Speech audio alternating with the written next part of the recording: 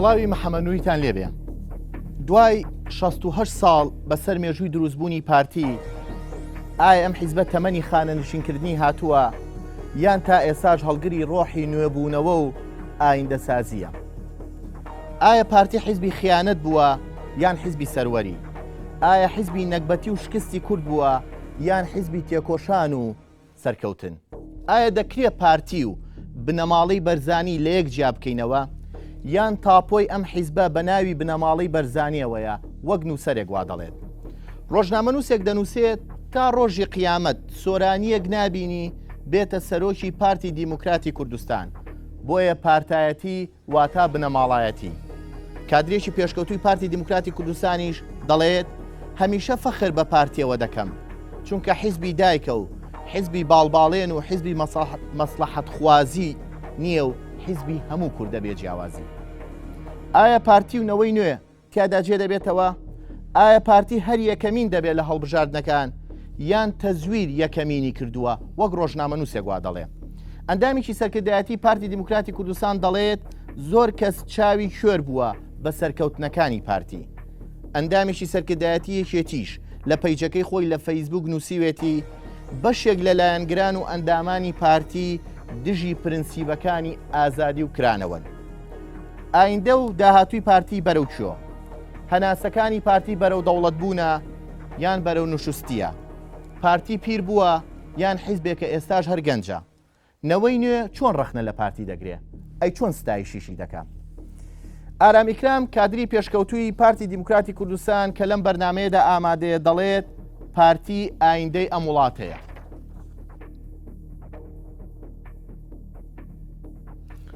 لە بەرامبەردا هێمن کەریم ڕۆژنامە نووس دەڵێت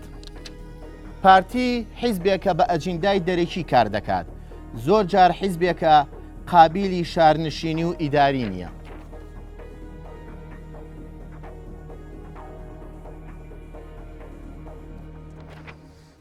دیالۆژێکی گەرم لە نێوان ئارام ئیکرام کادری پێشکەوتوی پارتی و ڕۆژنامە نووس و هەروە بەڕێز هێمن کەریم ڕۆژنامە نووس سوپاسانەکەی. کاگە من ئەگەر سەرەتا لە تۆ پرسم، پارتی حیزبێکە 68 ساڵە ئەم حیزبە دروست بووە، تا ئێستا 13 کۆنگرەی بەستووە، لەم 13 کۆنگرەیە بەردەوام وەج هاتوو وەجه ڕۆشتووە و بە حیزبی دایگە ئەناسیە و تعریف کراوە، حیزبێکە هەموو حیزبەکانی تر بێجگە لە حیزبی شوێعی لەم بوونەتەوە. پرسیارەکە ئەوەیە، ئەم ڕەئا تەعەسوفیە، ئەم ڕەئا قورسە بەرامبەر پارتی لامان وابێ پارتی هیچی نەکردووە، پێدوانی ئەمە داغ لە دڵیە کە بەرامبەر پارتی حیزبێکە لە هەڵبژاردنایە کەمینە، حیزبێکە مێژوویی دوور و درێژیە، حیزبێکە دنیای کادی لە دەوری کۆبەتەوە، ئەم ڕەئا بووە بەرامبەر پارتی. بەڵێ سەرەتا زۆر سپاس دیارە پرسیارەکەی تۆ مجموعەیە پرسیار و بەسەریەکەوە، بەڵام تەنها ئەوەی کە هەیە من پێم وایە مێژووی پارتی جیاوازە، ینی زەمەنی دروستبوونی پارتی زەمنێکی زۆر سیر و زۆر عەجیب بوو، لە هەمان کاتا زەمنێک بوو کورد پێویستی بەنەوەیەک لە شۆڕژێر و لە حیزبێکی نەتەوەییە بوو. باشە گرفتی ئێمە لەگە پارتی ئەمەیە پێمان وایە پارتی لە ڕێچکەی خۆی لایەوە، واتە ئێمە ئەبێ بگەڕێنەوە بۆ سەرەتای دروستبوونی ئەم حیزبە. ئەم حیزبە چۆن دروست بوو؟ ئەم حیزبە چێ دروستی کرد؟ ئەم حیزبە بۆ دروست بوو؟ لە سەردەمی کۆنا ئەم حیزبە مجموعەیەک ڕۆشنبیر و شۆڕژێری ئەو کاتە دروستیان کرد. باش من ئەمە یەک داگە بگەڕێم بۆ جای شۆڕژێری ئەو کاتە دروستیان کرد کە ئەو کاتە لە مەهاباد دروستکرا، دروستکەرەکانی هەمزە عەبدوڵڵا بوون و دوجار برای مەحمەد بۆ کۆمەڵی شۆڕژێر و ڕۆشنبیری ئەو کاتە. دوجار ئەم حیزبە دروست کرا خەڵکی هەر چوار پارچەکەی تیا بوو، خەڵکی تورکیای کوردی تورکیای تیا بوو، کوردی سووریای تیا بوو، کوردی ئێرانی تیا بوو و کوردی هەرێمی کوردستانیش تیا بوو. باشە کوردی عێراقیشتیا بوو کەوایە. بەڵام مۆزوعکە ئەمەیە هەتا ئەو چرکە ساتێ هەتا ئەتوانی بڵێ تاکو و سەردەمی مەلا مستەفا یعنی هەمیشە بە دوو ڕاستێری پارتی ئەکرێ، بەڵام لە دوای ئەمە کە ئەمە دروست ئەبێ ئەم پارتی دروست ئەبێ ئەم پارتی بیدایەتی ناوی پارتی دیموکراتی کوردستان نەبوو، ناوی پارتی دیموکراتی کورد بوو. بەڵام ئەو کاتە خوا لە خۆشم مەلا مستەفا لە رووسیا بوو هێنایانەوە وەکو ئەوەی کە کابراایکی خەباتجێڕ و ئەوەیە کردیان بە سەرۆکی ئەم حیزبە لە کۆنگرەی چواردا. بەڵێ یعنی مەبەستی من ئالێرەیە دوجار ئەم حیزبە بوو ئەو کێشە و مەشاکل دروست لەبەرەوەی پیان وایە وردە ئەم حیزبە بوو بە حیزبێکی زیاتر لە بنەماڵەی و ئەجندای دەرەکی زیاتر کاری دی ئەکرد و ئەو ڕنگدانەوەشی کە ئەم تەفسیرەی بۆکەم پێم وایە لە دوای مەلا مستەفاوە سەری هەڵا یعنی چۆن یعنی باشە من پرسیارەکە ئەوەیە ئێمە ئەگەر ئەو مێژووە تێپەڕێنی چکە ئێمە قسەکردن لەسەر پارتی و کێشەی لە دوای ڕاپەڕینەوە تەفسیری تۆ بە پارتی چیە حیزبێکە نوێ بۆتەوە حیزبێک کە توانیوتی هەنگاوی گەورە بنیە نانە ئەزانی پارتی هەر لە چوارەم کۆنگرە حسای بۆ بکە لە چوارەم کۆنگرە پارتی ڕێک حیزبێکە وردە وردەیەتە خوارەوە لەو کاتەوەی پارتی باڵی مەکتەبی سیاسی کە بە باڵی ڕۆشنبیری ناو پارتی حسابەکرا هاتە دەرەوە ئەلۆ کاتەوە پارتی وردە وردەیەتە ئەمێژۆگەڕێ بەڵام پارتی ئێستا لە کوردستانە یەکەمینە لە ڕێی هەڵبژاردنەوە نەخ یەکەمین نییە ڕێژە یەکەمین چێت تویان بڵێ پارتی حیزبێکە لە چوار هەر پێنجە دۆڕاوەکە لە هەمیان باشتر ماوە توان پێش حیزبی دۆڕاومان هەیە لە ڕاستە حیزبێکمان نییە بیباتەوە زانی پارتی ناتوانێت بژڵێ بردوومەتەوە بڵێ پارتی من دۆڕاوم بەڵام هەمیان باشتر ڕێژەی کورسی ڕێژەی دەنگ پارتی لە هەموو هێزەکانی تر زیاترە ئەخد ئەکرێ ئەمەوانێت تۆ بۆ نمونە لە هەولێرە لە ماوەی هەڵبژاردننی ڕابردووە ڤیددیو هەیە بڵاو بۆتەوە کە کاتێکێ دەنگەدا کارتی هاتێ وانداوی مەکتەبی سەرکردایەتی حیزبیاڵە بەلۆری لە هەولێرە سنوق گۆڕاوەتەوە سنوقمان گرتووە ینی تۆ چی لە قسانە ینی لە ڕێی تەزویرەوە یەکەمینە ئەکرێ وا بڵن چکە ئەمە کاتی ئێستا پارتی چۆن پێناسەکەی بە یەکدێر پارتی لە ڕاستە حیزبێکە نەزۆری نەیە باشە و حیزبێکە لە ئەوەی کە من نووسیمە دەقی ئەوەیە لەم کاتەیە پارتی حیزبێکە بە ئەجندای دەرەشی کارەکە پارتی حیزبێکە باجیندای دەریشی کار دەکەن منێ سەرەتا بڵێم ئەو مێژووی کە باسی کردە لە دامەزانی پارتی و ڕۆڵی بارزانانی نەمر لە دامەزانی پارتی و دواتر بوون بە سەرۆکی ئەم حەزبە ئەوە هەڵەیەکی زۆر گەورەیە بەو شێوە نییە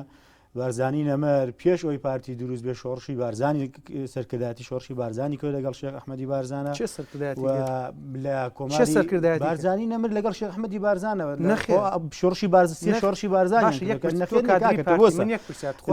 لە کۆماری ماباتە لە کۆماری ماباتە بارزانی نەمەر ڕۆڵەکی زۆر باڵای هەبووە دواتریش پارتی کە دروست بۆ پارتی دیموکراتی کورد بووە بە کۆی دەنگی کۆنگرە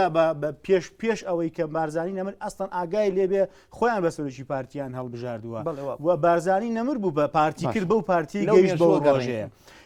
ئێمە قسەکردن لەسەر پارتی و نەوەینەوە پێویست ناکە ئەم مێژوو هەڵڵینەوە ئەم مێژوو ئەوەڵێ پارتی حیزبێکە یەکەمین نییە حیزبێکە ئەجندای دەریکی کار دەکات وەکو کادریی پارتی دوایە پارتی حیزبێکە قابلی شارنشینی وەکو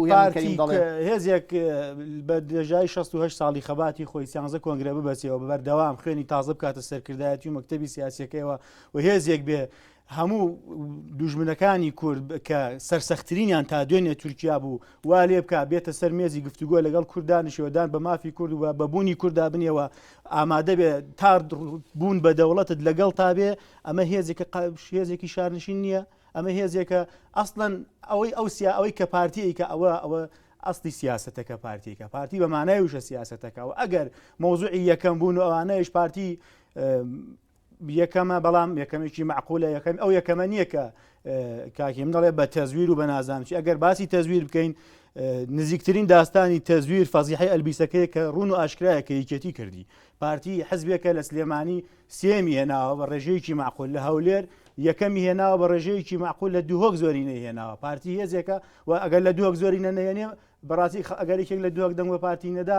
پێش هەموو کەسێک غەدر لە خۆیەکە پارتی خزمەتی ئەو خەڵکەی کردووە لەو شوێنانە دەنگی پێدراوە لە هەولێر بە هەمان شێوە پارتی یەکەمە بە پلەیەکی معقول بەڵام ئەوە نییە تۆ بڵێ وڵا ئەمە قارتی هەمیشە خوێنی تازە لە ناو سەرکردایەتەکە ئاجوڵێ ئەزانی چۆنە ئەم جۆرە قسانە بەڕاستی زۆر کراوە قسێکی زۆر سواوە ئەزانی من سواوی کاکە واقع سەیریکە خۆ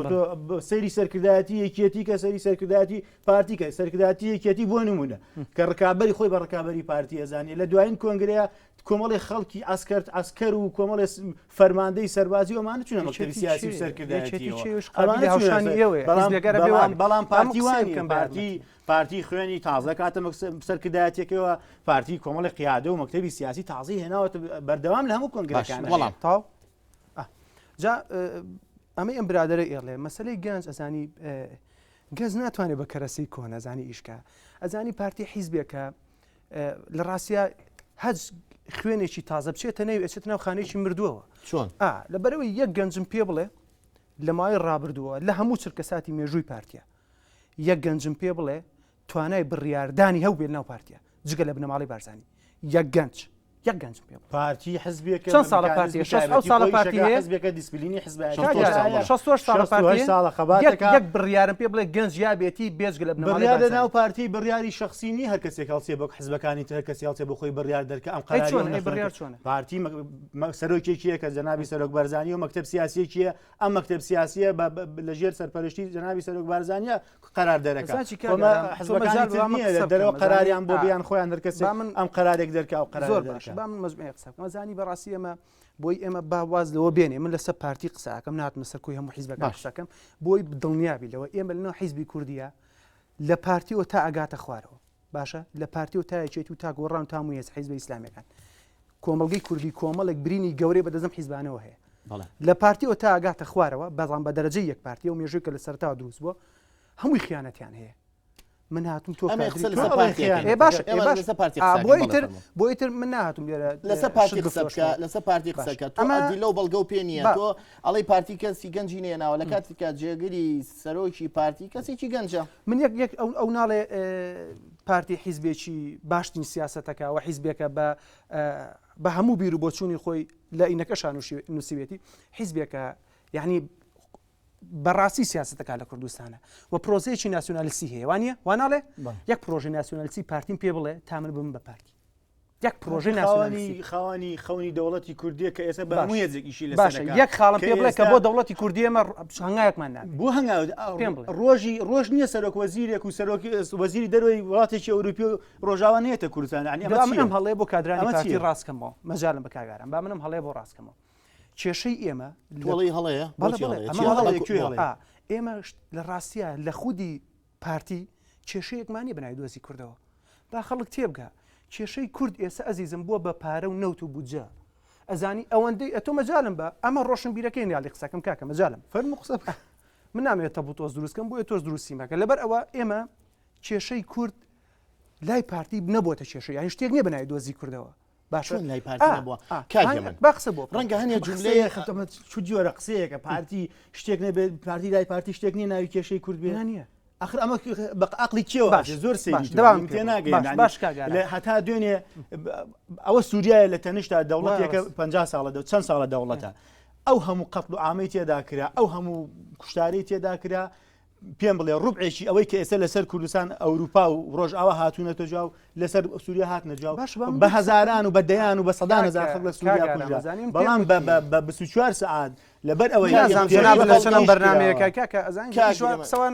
من تۆ هیچ بەڵگەیەکی پێ نییە تۆ هەنێ جوملەی ڕنگانی و جوملەی باق و بریق بڵین بە ئەجندە و بە بەڵگەوە بڵێ کە پارتی حیزبێکە ناتوانێت ئایندە ئەوڵێ ئایندە ئەم وڵاتە بەدەست پارتیەوەیە لەبەرەوەی پارتی هەڵگری خەونی نەتەوایەتی و پرۆژەی دەوڵەت بوونە باشە پرۆژەی دەوڵەت بوونی چی بۆ نمونە ئێمە 11 ئازارمان هەیە با وەڵامیان قسێ بمەوە لە ساڵی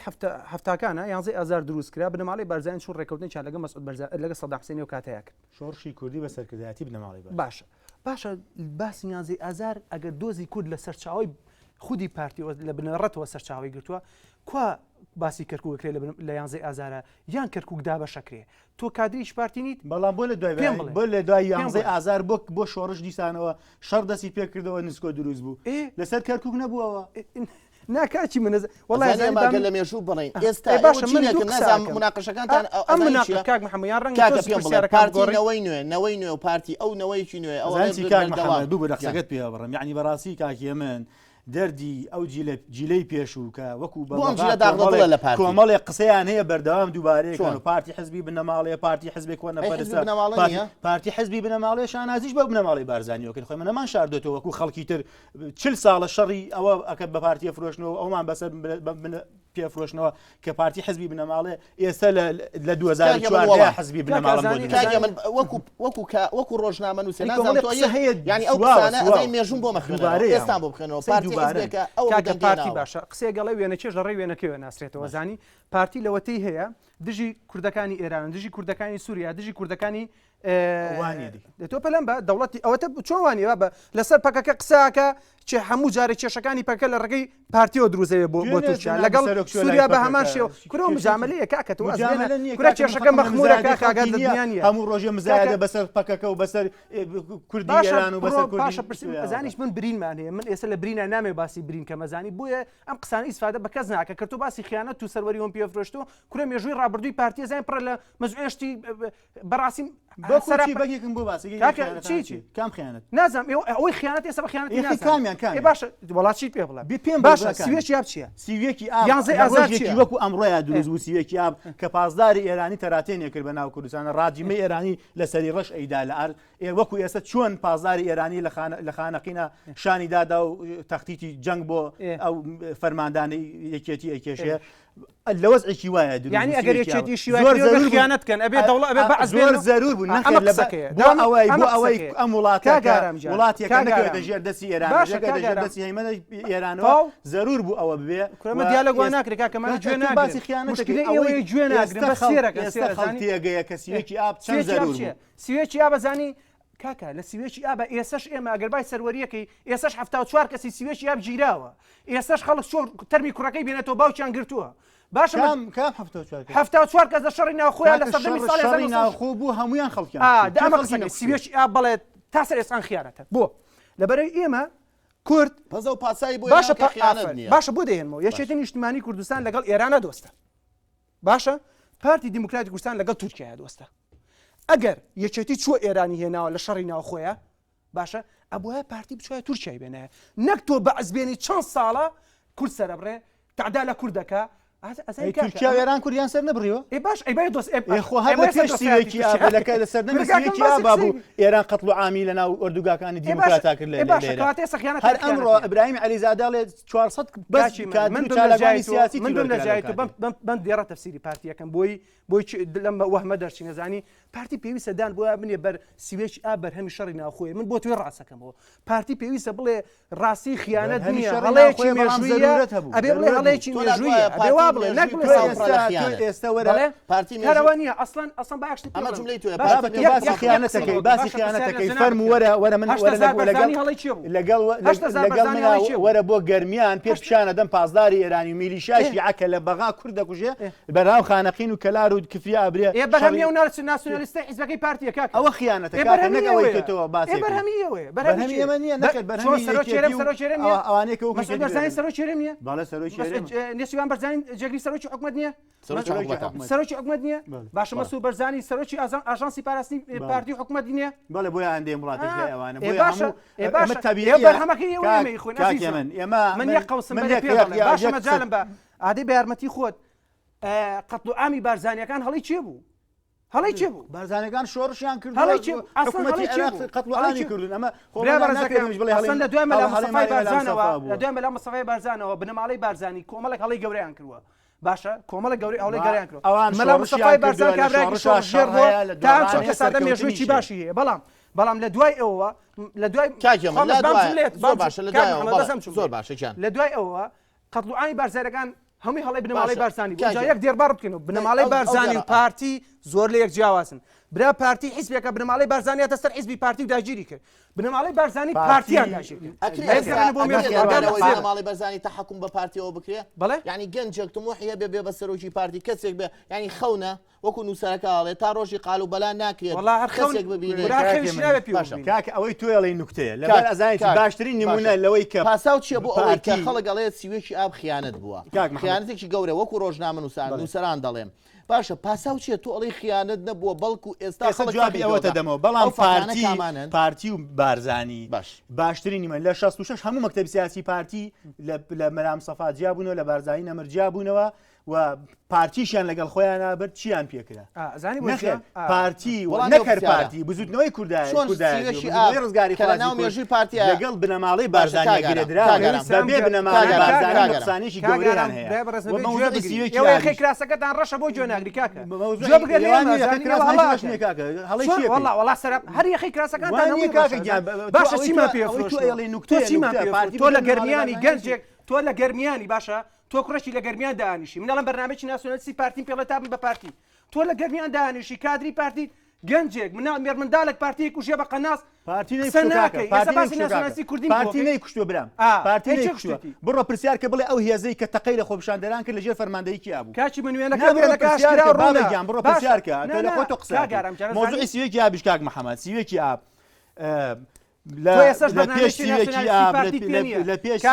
منەمێ بم بە پارتی بەرنامەیەکی ناسیۆنالیستی پارتی ئێران وڵاتانی چ پاساگەێنی تۆ بۆ ئەوی کە سیۆشی ئاب لە خیانەت دەرکەیت ئێستا بۆ ناسۆنەتی سیۆشی ئاب خیانەت خەڵک ئێستا تێگەیشتووە لەوەی کە سیوێکی ئاب نەخیانەت نەبوو بەڵکو زەرورەت بوو هەر ئێستا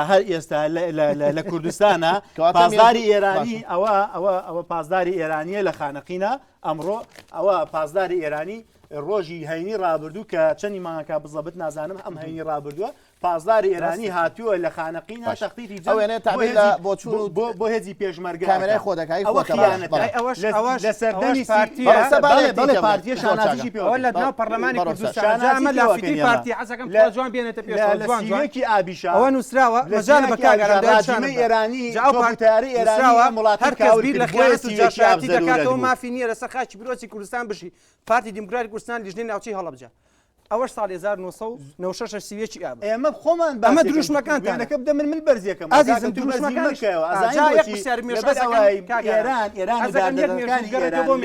لێرە ڕاجمەی ئێرانی خەڵکی یەکوش لێرە پازداری ئێرانی قەتڵ عامی دیموکراتێکرد لێرە و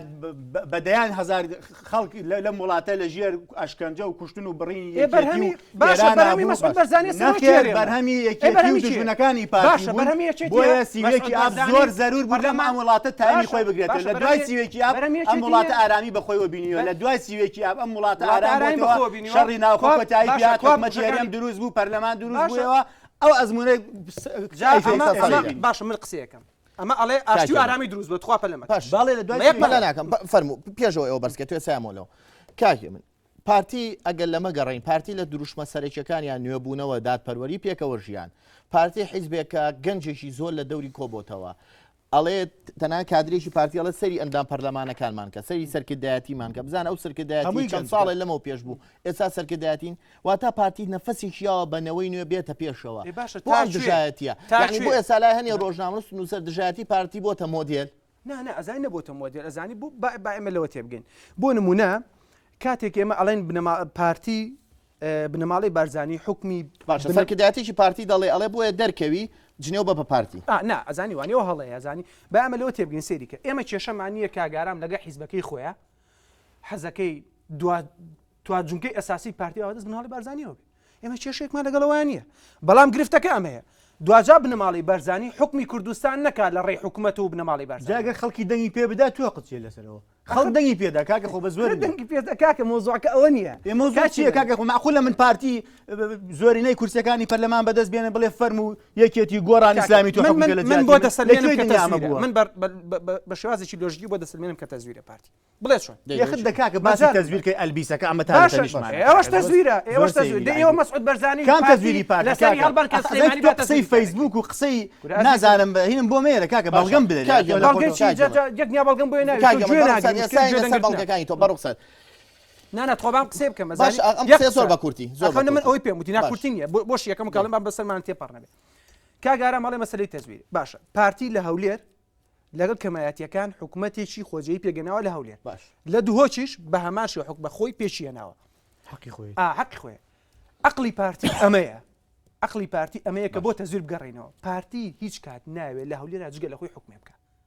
لە بەرامبەر ئەمەیە لە بەرامبەر ئەمەیە ئامادە کۆمەڵێک تەزویر بکە سنووقەکانی هەڵبژاردن ئەو دەنگەی ناوەتە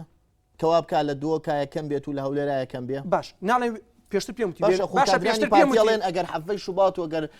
ناشرینکردنی پارتی لە ناو میدیا و لە ناو هەنێ سایت و لەلای هەندێک خەڵک بوو بێتە پاسا و بەڵام ئێمە لە دوای حەفەی شوبات و لە مەڵبژاردنی دوایی پارتی دەنگەکانی زیاد کردووە لەم سنوورەی سلەیمانیە وانە وایە و فعلا جگە لەوە یعنی حاڵی وەک سلێمانی لێ بکەی هەولێر بە ساڵێک کشانە نەک بەرەو خوارەوە نا پارتی بۆ ئازان کاک محەممەد پارتی ڕوولاڵکشان نیە برای من کاکە پارتی کۆ ڕوولاڵکشانە هەر لە سەردەمی نەویەکەوە حسابی کە پارتی زۆری نەبووە ئێستا پارتی سیوەش کورسی هەیە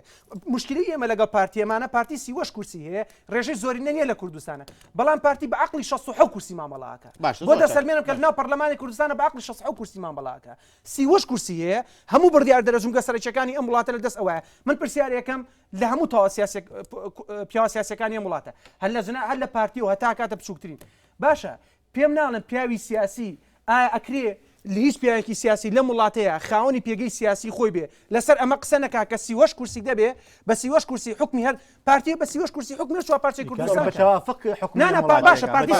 سیوەش کورسی خۆ باشە پارتی سیوەش کورسی هەیە کاگەرم یەکێتی و قۆڕانی بە زۆر قەنەعەت نەکردووە پارتی سیوەش ئەوانیش حکمی وڵات باشە پارتی سیوەش کورسی هەیە باشە پارتی بە سیوەش کورسی هەیە بە چ پێوەرێکی لۆژیکی و سیاسی پێم بڵێ بە سیوەش کورسی لە کوردستانە لە هەرێمەکەی خۆیان مەجالە بە چۆن ئەتوانێت دەستخاتە ناو کوردەکانی تورکیاوە بە چ لۆژیکی سیاسی شعبیەتی کاکە خەڵک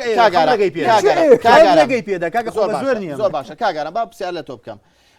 کاگە من بە کۆمەڵی قسەی کرد ئەڵێ پارتی حیزبێکە لەسەر خیانەت دروست بۆ پارتی حیزبێکە ڕەنگە تاپۆکەی تا ڕۆژی قال و بەلای وەڵامتان نەیامەوە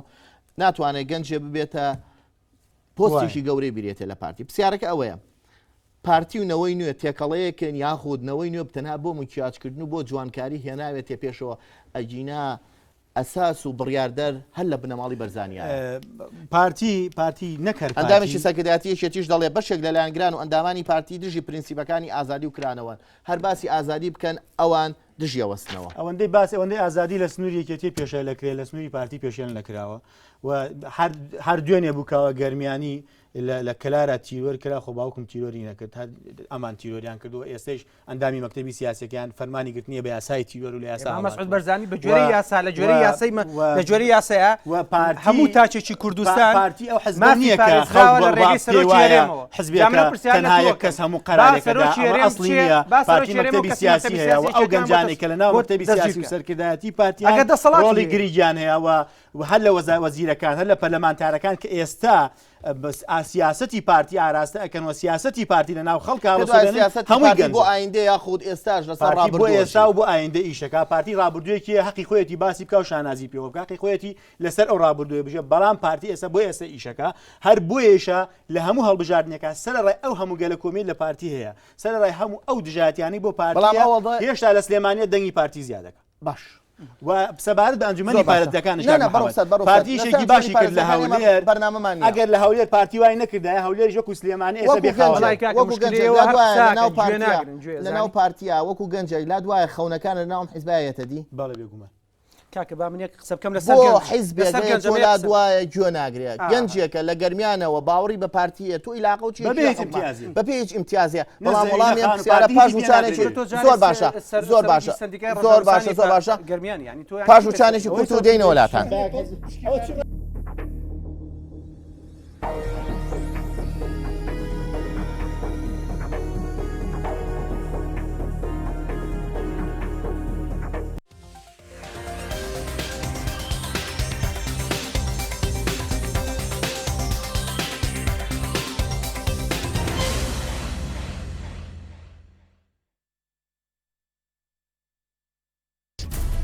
NRT تاکە کەناڵی ئەهلی بێلایەن هەمووان بێ جیاوازی لێرن.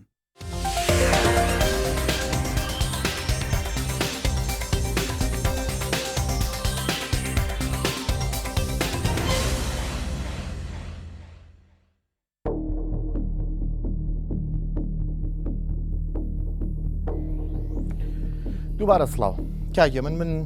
پێش وچانەکە ئەو پرسیارم لە تۆ کرد کادرێکی پارتیە بێ هیچ امتیازاتی ئەڵێ من کادری پارتیم باوەڕم بە پارتیە باوەڕم بە مەبادئی پارتی هەیە تۆش لا دوایە پارتی بوون بەشێکە لە شکست و بەشێکە لە عیبە بوون وەڵام بۆ قسانە بەڵێ ئەزانی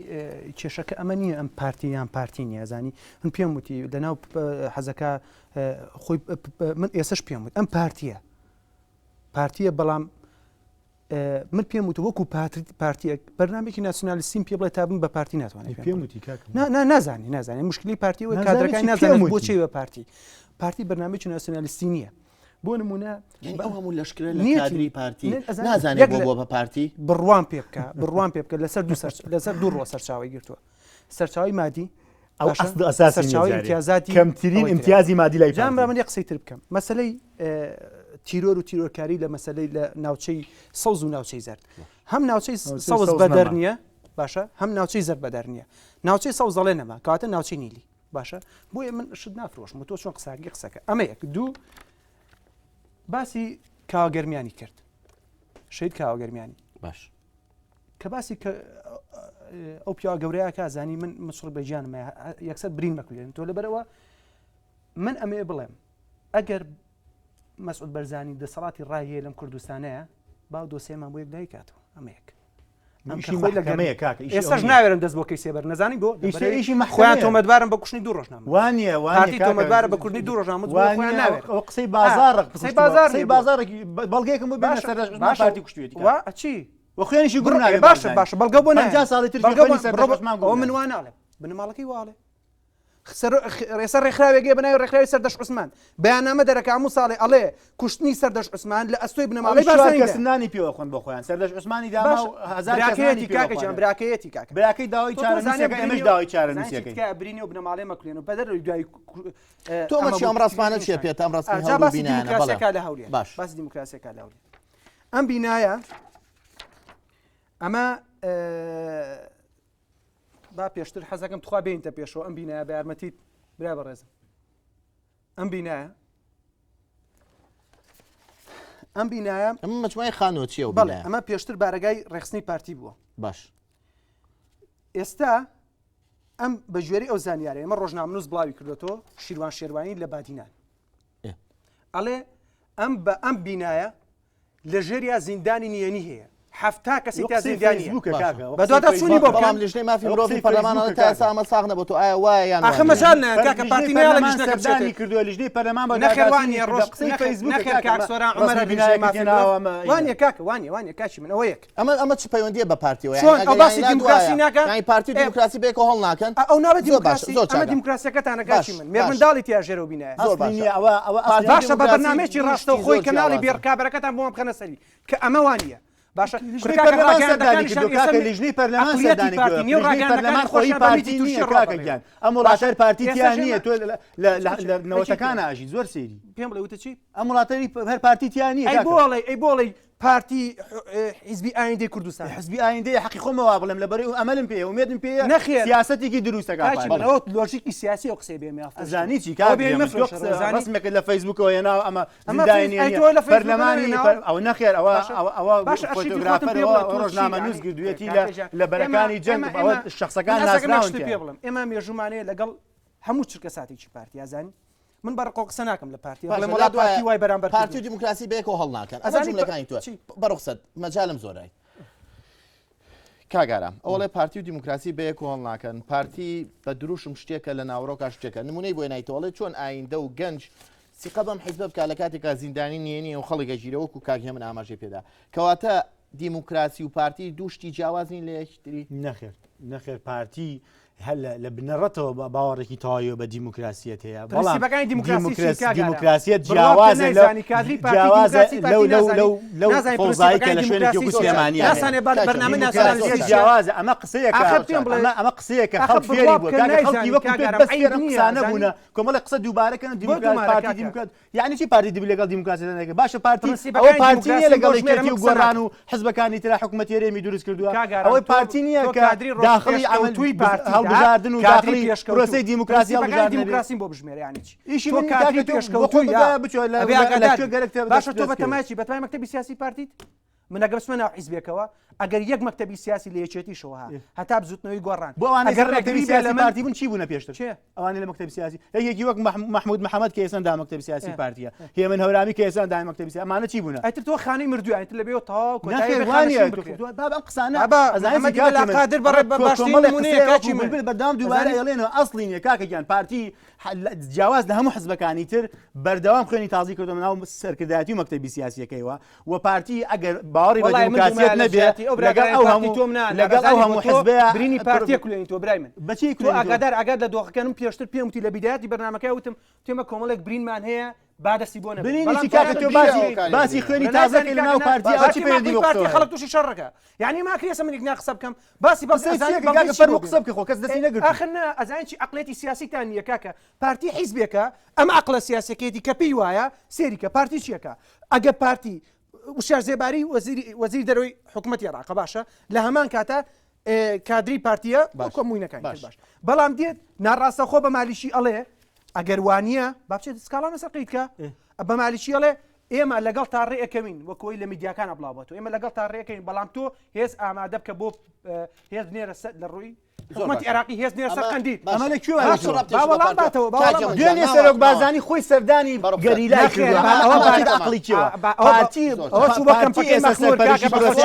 لە باکووری کوردستان عقلی چێوە کاجە من بەڕۆخسەت کاگارام ئێمە لەسەر 68 ساڵ مێژووی پارتی ئەم مێژووە پڕ بووە لە شکست و سەرکەوتن یاخود پڕ بووە لە خیانەت و پڕ بووە لە نوشستی ئەگەر پارتی هێزێکە سەرکردایەتی ئاوێنەیەکە بینی لە ئاساییە لە کاتی شۆڕشکردنا تووشی شکستەبی سەرکەوتن تاوکەم تۆ وەکو گەنجێک وەکو گەنجە کادری پێشکەوتوی ئەم حیزبەی ناوی پارتی دیموکراتی کوردستانە چەندین گەنجی تر هەیە لەم بەرنامەی و سیرەکە و باوەڕی بە پارتی هەیە لا دوایە تۆ ئاوێنەیە گەشەیە کە خۆ دەبینی تۆ لە پارتیا یعنی پارتی حیزبێکە کاتی خانەنشینکردنی هاتووە یەکێک لە نووسەران دەڵێ پارتی حیزبێکە گەنجترین گەنج ئەکرێت ئەمە چەند ڕاستە کەمترین امتیاز بۆ کەوادر لە چاو هەموو حەزبەکان ناو پارتی هەیە کادرێکی ئاسایی تۆ بۆ پارتیت وەکو گەنجێک من لە گەرمیان ئەو هەموو خەڵکی لە گەرمیان لە سلێمانی پارتی ناتوانێت زەوێک تەوزیعەکە ناتوانێت شوقەیەک تەوزیعەکە ناتوانێت هێڵی سیارەیە بداتە شۆفێرێک کە پارتیە یەک قەڵەمی بەدەست ئەوانەی کە پارتین بە بیر و باوەڕ پارتی گەنجێک لە گەرمیانەوە بۆ دیفاعکە لە حیزبێکە ئەڵێ هیچ امتیازێکم نییە ئەو لە بەردەمی شاشێکی گەورەی سەتەلای تەواڵێ کەواتە کۆی کردووە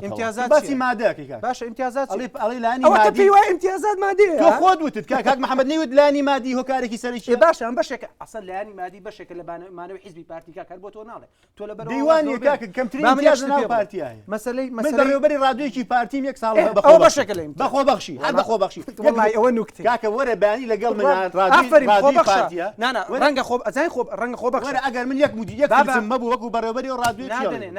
نادەنێ وەکو ڕۆژنامە زەنەبێت سەرۆکی سندیکای ڕۆژنامەسانی نەخێر کاکە گەرمیانم لەسەر ئەوەش نیە تەحەداتەکەم 150,000 سندیکای ڕۆژنامە نووسان خستوێ دەبەردەست ئەمە مۆزوعێکە گەنجێکە پارتیە باش بە تەحەدا ئێڵێ وەرە لەگەڵاتی بۆ کوێت گەرە من خەریکی بازین بچووک نیم بەڕاستی چۆن پارتیە بێ مش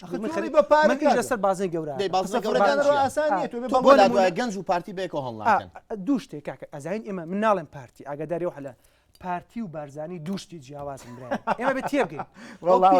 ئەوە نوکتەیە تێ ناگەن ئەڵێ پارتی و بەرزانی بەیەکەوە بەسراون نابێ بێ پارتی بەرزانی باسی پارتی من عقلێت یەگەی ناو پارتیە عقلێت یەگەیە ڕۆژێک دەم خەستەکەی خاتە کرد کۆشک و تەلارەکانی پارتی کە حکمی بنەماڵی بارزانیی ڕوخێنێ بۆ لەبەرەوەی مێژووی پارتی تا ئێستا دووکەرتە ئەی بە حسابیەوە بکەین بنەماڵی بارزانی هاتوونەتە سەر حازری هاتوونەتە یانی پارتیان کۆنت کاک محەممەد کە پارتیان کۆنتترۆل کرد پارتی کۆمەڵک شۆڕژگەر ڕۆشنبیر دروستیان هەمزە عەبدوڵڵا خەڵکی ئیبراهیم محەممەد ئەوان هاتنە سەر 66 بۆ یەکەم جار مەکتەبی سیاسی باشە دروشمەکانی باشە دروشمی سەرەتایی چی لێ مایە دوای مەلام باشە دروشمی سەرەتایی بۆ هەمووی گەڕایە بۆ لای بارزانی ئەمە دووبارە کوا کورسیەکانتان جوان بۆ جوان بۆ جوان نییە کورسەکانمان زۆر جوانە باشە دروشمی زیاترمانە بوو بەڵام دروشمی سەرەتایی پارتیم پێ بڵێ بزانم تۆ پارتیەکی زۆر مهمی ئەڵێ من پارتیم لە پارتیا ڕۆ دروشمێکی سەرەتایی بۆ چی کاک ئەوەی نوکتەیە نوکتە وڵی پێم بەبێ بنەماڵی بارزانی ئەمە نوکتەیە من پارتیم هەموو مێژووی پارتی زانم تۆ پارتی یەکدار لە مێژووە بنەماڵی بارزانی لە پارتی بڕاون لە 66 ئەوە حاڵی هەموو مەکتەبی سیاسی بنەماڵی بەرزانی ناکرێت پارتی بڕێ بڕێ ئەم ڕای تۆ لە چیەوە کاکە با من دوو قسە بکەم با من ئەو نایزانێت پارتی ئەزانکی بابە گەنج ناچێتە ناو خانەیەکی مردووەوە ئەوەی کە ئەچێ خۆی هەموو گەنجە ناو پارتی خۆی ئەمرێ وەڵامەکەیتی خۆی ئەمرێ ئەمانە خەریکی بازنەی بچووکن دەوازە بازی بچوک بێنە کاکەم لەسەر گەنج قسە ناکەم دەیان هەزار گەنج لەناو پارتی خەڵک پارەی نییە لە وڵاتە تاعین نابێ ئەچێ بۆ لاو لقێکی پارتی کتابێکی بۆکەن بوو بە پارتی لای لق نەما خەڵک ئاچاگەزانێ پێشتر لای لق بووە چاگەزان بەڵێ پێشتر لای لق بوو لە ماڵبوو خەڵکی خۆبەتان دەکەن لە باشکرایەکەمە چی دۆزیێتەوە هەنگ دەمێکەوە لە نێوەڵان درۆکەن مشکلی ئێوە ئێمە بێن بێەوە باسی زەویە ئەمانە چییە باس بام یەک کەلیماڵم ئەم دروشمەکان نازانم دروشمی سەرەتایی پارتی یا کوردستان یا مردن بەڵێ لە دوایین بەیاننامەی جەنابی سەرۆکات دیسان تازەی کردەوە دەوام بۆی ڕاستکەمەوە نایزانێ ئەڵێ بەڵێ ئەوە ڕاستە نەخێت مەسعود بەرزانیانە یا کوردستان یانەمان نایزانی بەخوا بەڵێ جا دروشمی سەرەتایی ئەمە دروشمی سەرەتایی پارتی یا کوردستان یا مردن ئەم مەسئولە شۆڕژگێر و ڕۆشنبیری ناو پارتی ئەو کاتە دروستیان کرد کە یەکێک لەوانە هەمزە عەبدوڵڵا و مامۆستا ئیبراهیم ئەحمەد مامۆستا ئیبراهیم ئەحمەد یامردنی دانا ئەمان هات ڕێژیان کردەوە یا کوردستانیان ئەمان و ئەو کاتێ جەلال تاڵەبانی کردی بەیانمان بۆ نمونە ئەمە زیندانێکی ترە ئەمە باسی دیموکراسیەکەین لە کوردستانە کورە نایزانی تۆ ئەمە زیندانی هێنیە نەبینیوە ئەمە زیندانی چاکسازی ڕزگایە لە دووهۆ باشە دە باش ئەمە ئافاتی تیا دەرکردووە سەرۆکی حکومەت مەسعود بەرزانی ئافاتێکی تیا دەرکردووە نزیکەی 25 کەس بەر ئافات کەوتون ئەوە ناوەکانیانە ئەم 25 کەسانەی ناویان ناهێنن زۆرینەیان پێویستن بە پارتیەوە کە لەسەر پارتی بوون ئەوانە لێبوردنی تایبەتیان بۆ دەرکراوە لێبوردنی گشتی بەڵام پارتیەکانی گرتوۆ خەڵکی پەرلەمان خاڵەکانی دیارەکە بگرێتەوە کێ نەگرێتەوە خەڵکی حیزبی ئیسلامی لە وڵاتەکەی کۆمەڵی ئیسلامیە لەم زیندانەیە بەرنەبووە بابەگیان ئەوە پەرلەمان دەری کرد سەرۆکێریان بەس ئیمزای کرد ئەمە خەڵک چاواشەکەی پەرلەمانی کوردستان بڕیاریدا کی ئازادی و ئێمە ئەمە ئەو کتابانن کە پارتی قەدەغی کردوون لە کوردستانە ئەمە بۆ لەبەرەوەی باسی مێژووی پارتیەکە پارتی چۆن کتێبێکە پارتی نایزانی براکەم تۆ کتێبێکە ناوەکەی مان دەرێت آخر تۆ وەرەقەیەکت هێناوە پارتی ئەسڵی نییە کاکە ئەوەتە کاکە خۆتە خۆ لەکوێ گەڕەوەتە خۆ درۆ ناکەین لەکوێ ئەتەوێت دەسەکە ڕۆژانە بەدەیان گۆڤار ڕۆژنامە لە هەولێر بە باڵی مەلام سەفادا کتێبخانەیەک لە هەولێرم کتێبان نافرۆشێ باس بێنە داوا لەسەر مقیدکە ئەو باشترین وەڵام بۆ ئەوان ڕۆژانە دەیان ڕۆژنامە و کتێب شی خراپ و سوکایەتی بە پارتی و بە بارزانەکە ڕێیان لێ ناگیرێت ڕێ لە کتێبێک ئەم کتابەش بێنە پێشەوە ئەمە کتابێکی ئەمە تازەترین کتابە خوای سەقسە لە سەرەوەکەم ئەمە کتابێکی بەڕێز مەسعود بەرزانیە سەرۆکی هەرێمی کوردستانە کە دەستخۆشی لە کاک وەسرت عەلی وەکو جێگری سەرۆکی هەرێمەکە باشە ئەو بۆی بزانین تااقەتی و زۆر مناقشە بەڵام بەشەکەیتری یەکێتی پێچەوانی ئەوەی جایەتی خۆی چییە کە بابی کات و گوێ لە منگرە ئەمە هەمووانە زان یەکێتی چییە سێرمەجام بام شەرعیم کتابەکە مەسعود نانە شەرعم نەکردە ئەم کتابە مەسعود بەرزانی ئەڵێ نامەی پیرۆزباییتان گەیشت بە بۆنەی 68 ساڵیت بەسەر دامەزراندنی پارتی دیموکراتی کوردستان مەسعود بەرزانی ئێسش لە سەرۆکایەتی هەرێمەوە حیزبایەتیەکە بە ناوی سەرۆکی هەرێمەوە کتابی دەستخۆشی بە ناوی پارتی و ئەنووسێ ئەمە یاسانیە لە هیچ وڵاتی پارتی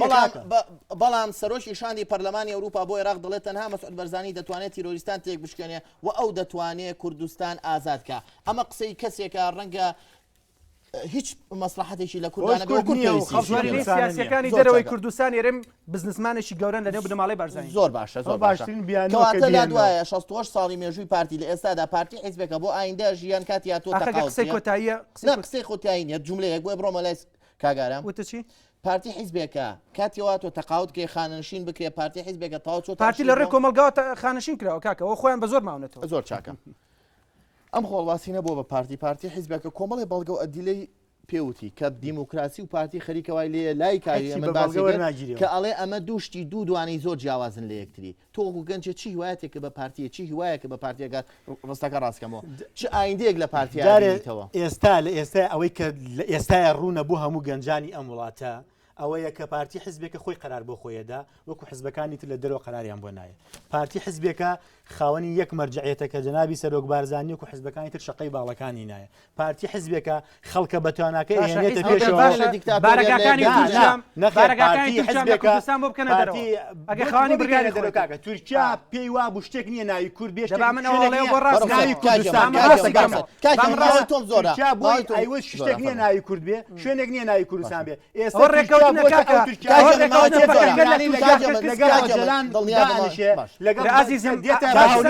دان بە کورد و کوردستان ئامادەیە تا ڕادەی سەربەخۆی لەگەڵ کوردستان بچێ ئەگەر سەرکردنی سیاسەتی پارتی نەبێت چییە فەرموو هەموو ئەو هێزانەی تر نۆکەراتی ئێرانەکەن و جاسوسی بۆ ئێرانەکەن فەرموو دەیان ساڵە پیاوی ئێرانن چی شتێکیانە سیاسەتی ئێران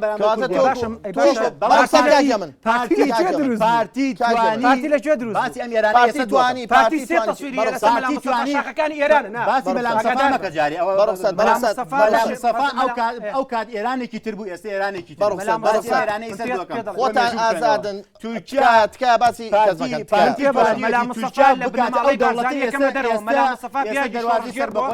کوردستان هەمووی بیناسێ بەڵام لە دوای سەردەی مەلا تۆم زۆرە حکمی کوردستان تێکسو بەدەست بنماڵی باشە پارتی تۆ تۆ لا دوایە کۆمەڵێک مبڕرات و پاسا و دێنایە بۆ ئەوانە کەواتە لای تۆ هەڵگری ڕۆحی نوێبوونەوە لەناو ئەم حیزبەیە هەیە ئەم حیزبە بەردەوام هەناسەی هەیە بەرەو دەوڵەتبوون ئەو تۆمۆحی مەسە سەرۆکی هێرێم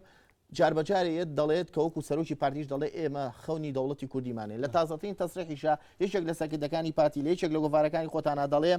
تا دەوڵەت ڕانەگەێنین پارتایەتی کۆتایی نایە وایە فعلا ئەوە تەنها قسە نییە و ئێستا بە ئاشکراش لێدوانی خۆیان جەنابی سەرۆک گوتی دروستبوونی ئەم کابینەی حکوومەتی عێراق دوایین دەرفەتە بۆ مانەوەی عێراق بە یەک پارچەی و ئەو هەموو علااقاتە دیبلۆماسی ئێستا حکوومەتی هەرێمی کوردستان لە ڕێگە جەنابی سەرۆکە لەگە وڵاتانی ئەوروپا و ڕۆژئاوایەتی ئێستا هەمویان ڕۆژانە لە هەولێرن ئاماژەیە بەوەی کە ئیشی گەورە کراوە بۆ ئەوەی دەوڵەتی کوردی ڕابگەێنرێ ئەمەی کە تۆڵی والله ئەمەی کە تۆڵی مەسعود بەرزانی لەگەڵی نییە بە قورئان لەگەڵی هەلە خۆتە قسەی گیرفان والله من دیفاع لە پارتیەکەم تۆ بەردەوام لەگەڵ هەموو حزب سیاسەکانی ڕایەژی بەڵام کادرێکی پارتی دەبرا نازانێ بۆ کاریگەرترین یعنی پارتی خۆی ئێستا بزودنەوەی گۆڕانە بۆ هەموو بڕیارەکان جەنابی سەرۆک ڕاوێژ بە جەنابی کاکنەوشیوانەکە و بە جەنابی کاکۆسەتیشەکە خۆ ئەمە شتێک نییە باوەسی خۆی هەڵفی ئەمڕۆ قەرارە داوبانی قەراردا بەڵام لەم کاتەیە بۆی قسە ناکەم لەبەرەوەی دۆخی کوردستان لە سیاسەتی پارتی دڵنیایە لە سیاسەتی جەنابی سەرۆک دڵنیایە کە ئیشکردنە بە ئاراستەی سەرۆک بارزە دەوڵەتی کوردی لەگە مەسعود بەرزانیە ینی پەرجە بکە ئاگادارە بەڵێ لە هەموو شتێک ئاگادار ئەوە قسەی پارتی